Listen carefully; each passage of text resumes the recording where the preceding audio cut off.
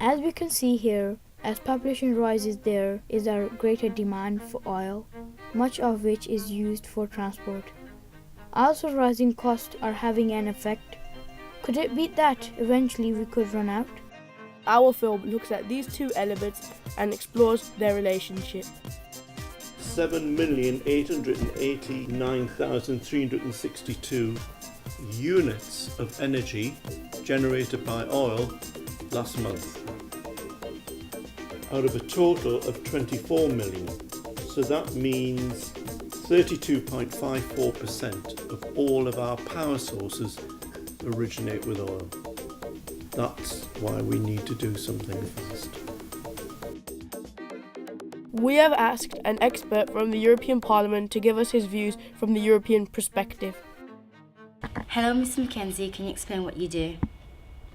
I'm part of a team that provides backup and support to a religious organisation representing Quakers throughout the world, based in Brussels.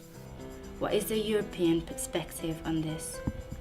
Currently, the European Parliament is being lobbied by most non-government organisations, particularly in Europe but also worldwide, because the Parliament does not yet have any plans to take action to reduce the use of oil. Banning it doesn't work.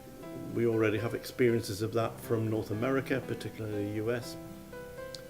We would wish to encourage the European Parliament and the Commission to go to individual member countries and enact government legislation in each of the 23 European countries and further afield also to reduce the use by finding alternatives, not by trying to penalise people and not by taxing people, because that gives the wrong message.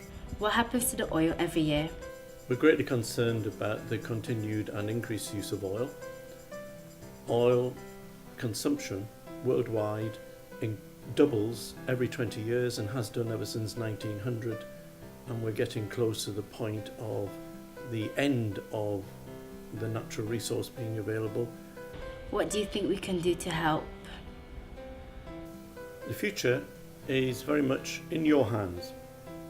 There are 3 things you can do, and they don't take long to do.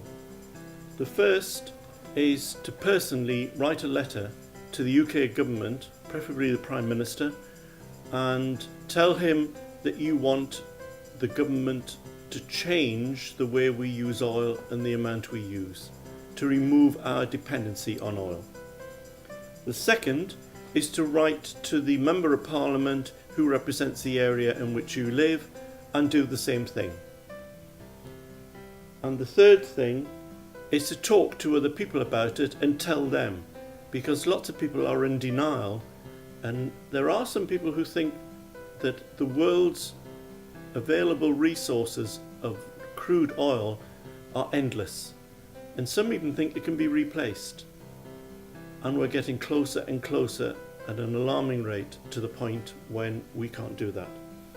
So there are 3 things that you can do, and if they don't work, then don't give up, do them again. Thanks very much for your time.